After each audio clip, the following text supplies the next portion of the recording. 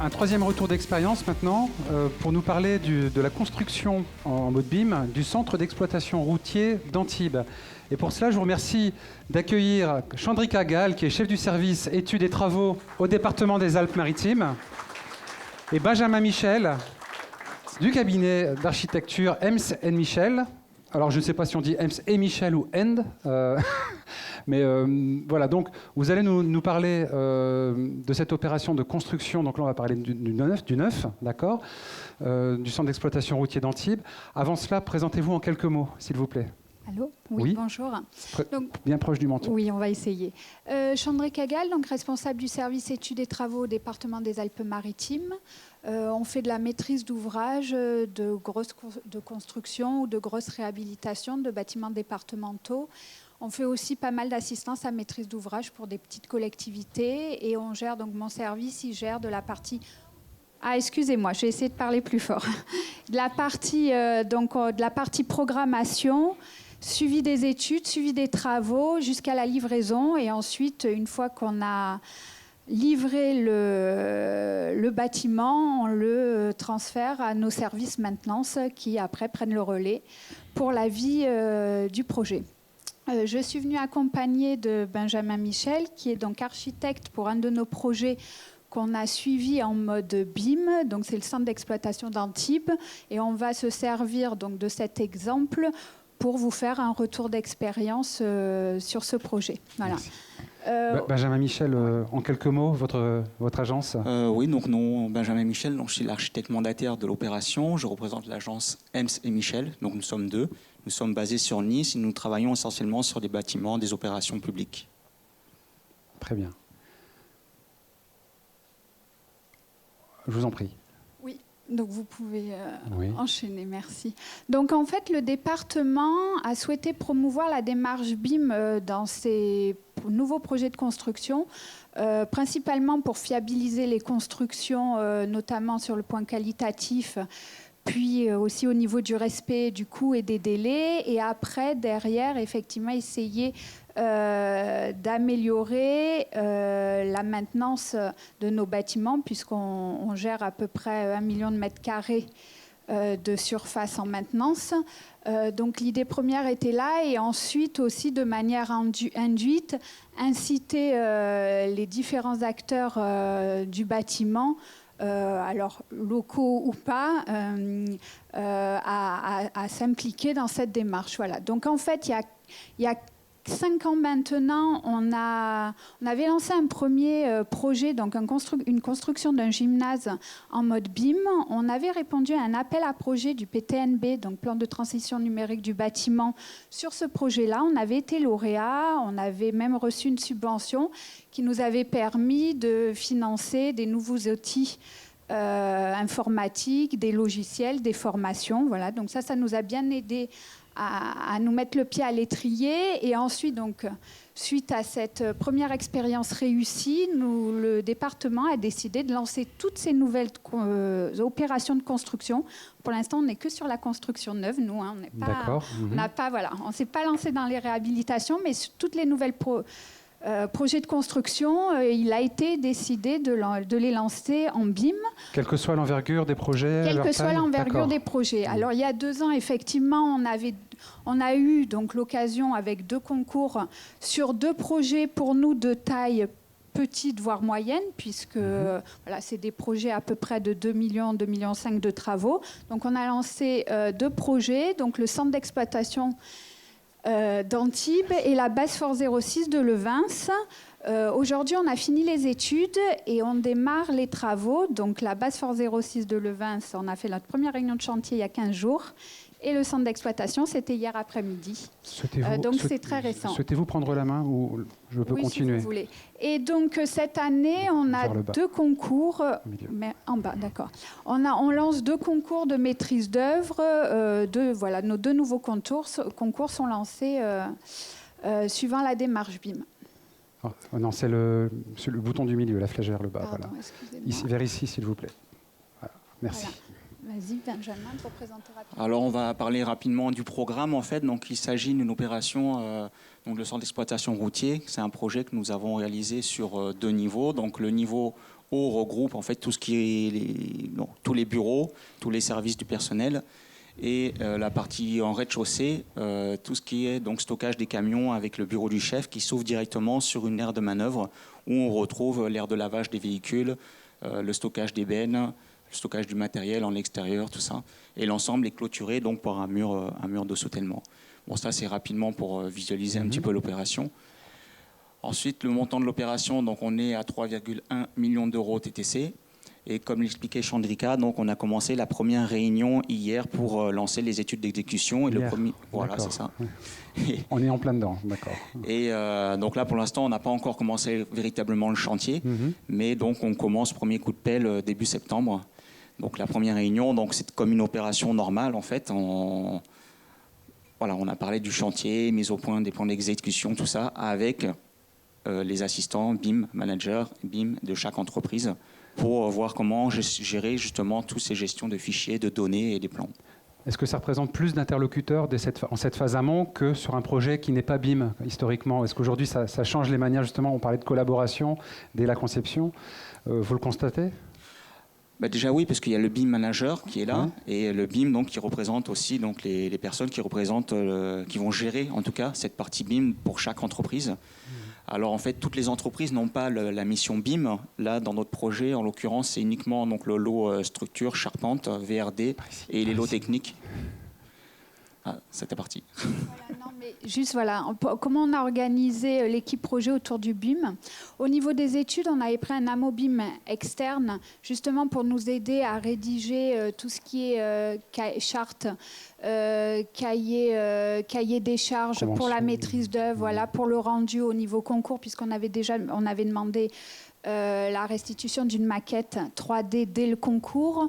Ensuite, au niveau des suivis des études, pour vérifier ce que produisait l'équipe de maîtrise d'œuvre, si ça correspondait à nos attentes, etc. Au sein de l'équipe de maîtrise d'œuvre, nous avions demandé une compétence BIM, donc qui a été apportée par un architecte BIM manager dédié, donc en co-traitance en association avec Benjamin. Et ensuite, au niveau des bureaux d'études, par contre, donc, il y a eu des approches différentes. Certains bureaux d'études avaient le BIM Manager intégré et d'autres bureaux d'études ont fait appel à de la sous-traitance. Alors, ça a été un petit peu problématique parce que comme ils ont fait appel à de la sous-traitance, logiquement, enfin, la logique du BIM, c'est de modifier presque continuellement la maquette au fil du temps. Et c'est vrai qu'à un moment donné, on a les bureaux d'études qui m'ont dit « Bon, maintenant, la mission de mon sous-traitant, elle est finie, je ne peux pas lui redemander. » Donc, ça a été un peu compliqué. Donc, il y a eu des ruptures des ruptures. Au final, on a eu ce qu'on voulait, mais voilà, ils n'avaient pas forcément mesuré l'implication qu'aurait dû avoir le sous-traitant. Donc, voilà, après, ça, c'est des négociations entre eux qui sont transparentes pour nous. Au niveau des travaux, on a imposé un BIM manager dans le lot gros œuvres qui va gérer, donc qui va produire la maquette globale. Et ensuite, alors nous on appelait ça des BIM designers, mais c'est BIM coordonnateurs pour les précédentes présentations. Des BIM designers dans les lots techniques et VRD. Donc chaque lot technique et le lot VRD, ils doivent produire leur propre maquette numérique qu'ils doivent transmettre au BIM manager du lot gros œuvre pour qu'ils puissent tout assembler et qu'on ait une maquette globale. En appui, on a l'architecte BIM manager du maître d'œuvre qui sera là et qui assistera aussi à toutes les réunions. Voilà. Et enfin, pour les autres lots, nous leur avons demandé de participer à la démarche BIM et d'être vraiment acteurs. Donc, effectivement, ils n'ont pas à produire de maquette numérique parce que, vous avez vu, c'est quand même un petit projet, donc c'est des petits lots et on ne pouvait pas... il y avait sur Saint-Af, les sols souples au plafond, ils ne sont pas encore prêts, en tout cas, sur la Côte d'Azur, à s'investir complètement. Par contre, comme on veut une démarche collaborative, on leur a demandé d'être présents et de participer, de fournir les éléments 2D ou les fiches techniques qui vont bien et d'être acteurs de la production de la maquette globale. C'est-à-dire que l'implication des acteurs peut se faire avec le curseur mis au bon endroit en fonction du niveau de maturité de chaque acteur, son niveau de volonté aussi d'y aller. Voilà, la volonté, on espère qu'ils l'ont tous. Voilà, la capacité, en tout cas, et le niveau de maturité. C'est la capacité plus à faire. Voilà. Donc là, vous avez pu ajuster le curseur ? C'est ça, en fonction de chaque acteur. Voilà, on l'a ajusté en fonction de leurs compétences. Enfin, les lots techniques, même si pareil, c'est un petit projet, donc c'est pas des montants très importants, mais on sait que les entreprises, par exemple de CVC, travaillent sur du 3D depuis de nombreuses années, donc eux, ils sont déjà prêts, si vous voulez, pour passer... Ça a été difficile de trouver des compétences par rapport à ces objectifs BIM? Ça a été, alors là, sur ce projet-là, si vous voulez, en fait, en gros, le coût des travaux a explosé. Ouais, non, donc mais voilà, donc on l'a ressenti, voilà. Donc on a réussi à le justifier et on y va, mais on a eu peur d'eux. Et sur le précédent projet, qui a été lancé un peu avant, effectivement, on a eu des lots infructueux qu'on a relancés. D'accord. Et je pense que la maquette, la démarche BIM, on a quand même de grosses exigences qu'on a couchées sur le papier, avec des pénalités qui vont avec. Enfin, on est allé au bout de la démarche. Et du coup, je pense que certaines entreprises n'ont pas osé y aller parce qu'elles ne maîtrisent pas et elles se sont dit on ne part pas là-dedans, sachant qu'en ce moment, en tout cas sur la Côte d'Azur, il y a beaucoup de boulot dans le bâtiment qui font que ils ont préféré ne pas s'investir là-dedans. Alors, à la fois du frein, mais aussi des craintes. C'est pas la même chose. C'est-à-dire que je me sens pas mûr, je me sens pas prêt, ou alors oulala, ça a l'air compliqué, ou alors tiens, ça va être très exigeant. Moi qui connais un peu le BIM, j'aurais pas ma place là-dedans. Alors que si éventuellement vous ajustez un peu, d'accord. C'est ça. Du coup, on a ajusté par lot. Effectivement, il y a des lots qui ne sont pas censés produire, mais par contre, on veut qu'ils participent. Par ici. Ah oui, décidément, est-ce qu'à la fin de la présentation... On a l'habitude de... Vas-y. Oui, donc en face, le conseil départemental nous avait demandé dès la phase concours de travailler, alors en BIM en tout cas, pour la phase concours, le BIM n'était pas encore... on n'en parlait pas forcément, mais on nous avait demandé de produire une maquette numérique, ce qui n'est pas forcément la maquette, le BIM en tout cas, la démarche, mais déjà de mettre un pied dedans. Donc on nous demandait de répondre de manière classique, donc avec des panneaux, plans, coupes, façades, perspectives, tout ça. Mais en plus donc de réaliser une maquette numérique. Donc chaque concurrent devait réaliser sa propre maquette et venir l'implanter sur ce qu'on appelle le socle. Donc on va dire c'est le terrain en 3D qui était fourni par la maîtrise d'ouvrage. Donc voilà, ce qui permet en même temps au jury d'apprécier différemment aussi le projet et de le manipuler pour donner son avis pour retenir l'équipe. Donc c'est vrai que pour le jury, c'est une vraie aide à les décisions puisqu'il voit l'impact dans l'environnement proche, dans l'environnement lointain. On demande aussi des vues en écorché, en fait, sur chaque niveau. Donc tout de suite, on peut voir la distribution, la fonctionnalité des différents locaux, etc.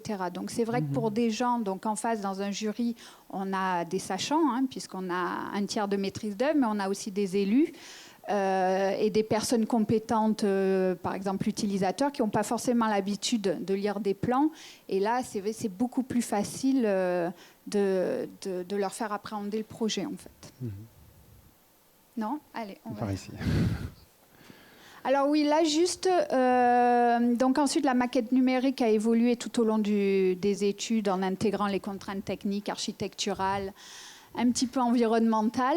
Là, je vous montre juste un exemple un peu parlant, c'est-à-dire que donc on a associé les utilisateurs tout au long des études et en phase APS, on leur avait montré donc la maquette numérique et là vous voyez une coupe, donc non, voilà, vous voyez donc là on a les garages au rez-de-chaussée et à l'étage les bureaux. Et c'est vrai que quand on leur a montré la maquette, tout de suite, ils se sont dit on n'avait pas compris sur les plans qu'effectivement, donc, un garage, c'est une travée.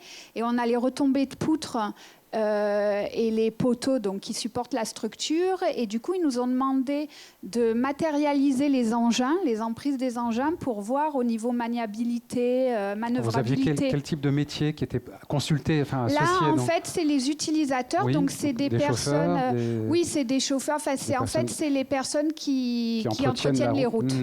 Donc, c'est eux qui après utilisent ces engins. On a aussi un garage, on a un atelier XI. Donc ce que vous nous dites, c'est qu'ils ont enrichi la démarche en vous inspirant quelque part, en vous demandant de projeter. C'est ça. Donc en fait, ce qu'on a fait, on a demandé à la maîtrise d'œuvre d'optimiser la structure du bâtiment, de trouver des solutions. Et en phase APD, donc ils sont revenus avec cette solution-là. Donc en fait, qu'est-ce qu'ils ont fait? Ils ont allégé le plancher haut qui était en béton, ils l'ont passé en bac acier, ils ont diminué un peu le porte-à-faux et du coup, on a pu optimiser la structure. Et alors, on les a toujours, hein, les poutres et les poteaux, mais on a diminué leur section. Et du coup, on a permis aux utilisateurs plus tard, enfin on l'espère, hein, on verra à la fin de la construction, mais on a optimisé le projet dès la conception. Nous, donc, on construit pour les autres. Et c'est vrai que souvent, même si on leur fait valider continuellement les plans, les projets, voilà, de temps en temps, quand on livre, ils nous disent « Ah, on n'avait pas vu ça comme ça, on n'avait pas compris ça comme ça, c'est pas forcément ce qu'on attendait ou ce qui nous va aller. » Donc c'est vrai qu'avec cette maquette, enfin moi, côté maître d'ouvrage, qui construit pour les autres, c'est un vrai plus, quoi. Donc un avantage. Il nous reste une petite minute pour bon. conclure, désolé, mais après on a des questions dans la salle. Non, mais c'était très intéressant. Hein. Bon, là, c'était du coup... Donc là, c'est un exemple classique de l'utilisation de la maquette numérique et de la démarche BIM, où en fait, chaque bureau d'études modélisait sa partie. Donc ici, c'est le bureau d'études fluide qui avait donc réalisé ces réseaux et la structure, donc les siens. Et nous avons récolté donc les deux maquettes pour les assembler. Et donc, bon voilà, ici, on voit par exemple une confrontation des réseaux entre la structure et les fluides, qu'on n'aurait peut-être pas forcément vu si on avait travaillé en 2D, en tout cas. Donc là, cette maquette nous a permis justement de repérer les différents dysfonctionnements qui pouvaient surgir au moment des études. Et ça vous a donc révélé des dysfonctionnements concrètement? Oui. Oui, ça nous a révélé des problèmes, en tout cas, qu'on a pu résoudre en amont, qu'on n'aurait pas vu forcément au niveau des études. On les aurait subis, en tout cas, alors que là, on a pu anticiper certains points. D'accord. Donc là, un autre exemple. Ouais, là, donc, voilà. Donc là, c'est juste pour montrer que la démarche BIM, c'est aussi une démarche collaborative où en fait, on continue d'échanger. En tout cas, c'est pas chacun qui fait que sa maquette de son côté et merci, on n'en parle plus, quoi. Ouais. Là, vraiment, on partage les informations et c'est un outil informatique, mais ça ne nous empêche pas aussi de venir gribouiller dessus comme on a l'habitude de le faire de manière classique. C'est obligé. En tout cas, donc voilà, donc c'est aussi une manière d'échanger avec les bureaux d'études et avec tous les intervenants du projet. Mais pas au détriment des relations, enfin des échanges humains directs, quoi. Hein, on a gardé c'est un mélange des deux méthodes en tout cas. D'accord. Si on devait faire un point, je suis désolé, hein, mais pour résumer, alors on a bien compris, vous avez résumé certains des avantages forts, notamment la maîtrise d'usage, etc. La confrontation, la superposition des différents lots pour identifier des problématiques. Si on devait faire un focus sur les principales difficultés que vous avez pu rencontrer au travers ce chantier, je suis désolé, c'est un peu rapide, mais... les problèmes d'interopérabilité entre les logiciels. Bien proche. Ouais. Oui, pardon. Oui. Les problèmes d'interopérabilité entre les logiciels où effectivement on avait de grosses pertes de données. Ça c'était les avantages, on en a un peu parlé. Je vais le résumer en un mot. Donc, la gestion du projet, la communication, donc des supports dédiés aussi grand public en réalité virtuelle. Donc ça a enrichi la démarche aussi d'une capacité à communiquer sur le projet. La gestion technique du patrimoine, évidemment. Et là, donc, on était sur plutôt les difficultés. Pardon, je vous ai un peu... Oui, non, mais voilà, les problèmes de compatibilité, d'interface entre logiciels. Donc ça nous a vraiment vampirisé toutes les études et notamment toutes les réunions dédiées au BIM où effectivement, on a peu trouvé de solutions sur ces problèmes d'interopérabilité. Bon, on a réussi à avoir une maquette DCE convenable, mais c'est vrai que... Voilà, ça a été un vrai point de blocage et du coup des difficultés de communication entre les différentes personnes par rapport à ça et peu de solutions proposées. Des impacts, vous l'évoquez, financiers, etc. C'est important. Oui, donc après un investissement lourd. Alors pour tout vous dire, là j'ai fait le calcul avant de venir sur le coût du BIM sur cette opération. On est à 4% du coût d'opération. Là, si j'additionne donc les AMO, les BIM managers, enfin... Un petit sondage dans la salle, sans klaxon, hein, levez la main ceux à qui ça paraît beaucoup, 4%, le BIM, par rapport à la valeur ajoutée. Voilà, donc je vois des mains. Donc voilà. A priori, c'est pas si surprenant que ça, mais quand c'est une première, en effet, c'était pas anticipé. Il faut le supporter au niveau, donc il n'y a pas forcément tous les maîtres d'ouvrage qui peuvent supporter ce surcoût au niveau investissement. Merci beaucoup pour ce témoignage très intéressant. On va passer aux questions quand même réponses. On va prendre 2 questions et ensuite on enchaînera sur la pause, donc vous pourrez continuer. Présentez-vous s'il vous plaît. Oui, c'est ouvert, bien proche du menton. Okay, oui. Bonjour, Michael Andreakos, EDF. On est dans un projet justement pour organiser le BIM et on a pas mal de logiciels qui vont se confronter les uns avec les autres.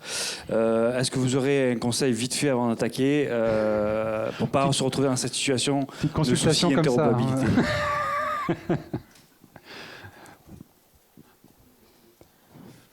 Nous, non, en tout cas, on n'a pas de logiciel à vous conseiller, puisqu'on est dans la même logique que vous. En tout cas, c'est expérimental. Donc, pour ce projet-là en particulier, il y en a qui travaillaient sur Revit, il y en avait un autre qui travaillait sur Archicad.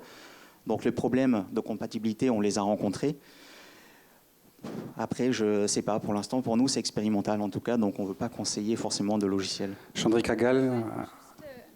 Maîtrise d'ouvrage public, on ne peut pas imposer de logiciel, donc effectivement, c'est un peu compliqué. Moi, j'ai l'impression que c'est plus le choix des personnes qui vont vous accompagner. Parce que si vous avez un AMO BIM ou un BIM manager qui est hyper motivé, qui veut trouver des solutions, etc., il les trouvera. Mais c'est vraiment une question de volonté et une question d'échange, et il faut vraiment fédérer tout le monde à ces problématiques et vraiment qu'ils comprennent qu'il faut trouver des solutions, quoi. Surtout sur ce type de projet où finalement vous avez appris en marchant quelque part. Donc vous avez besoin aussi de partenaires. Ça répond à votre question? Non, mais j'ai pas de solution. Je suis allé au Rex BIM Tour, ils ont dit c'est ça qu'il faut choisir. Allez, on y va. Pardon. Oui, bonjour, Serge Olivieri, de la comité d'agglo du Ventoux.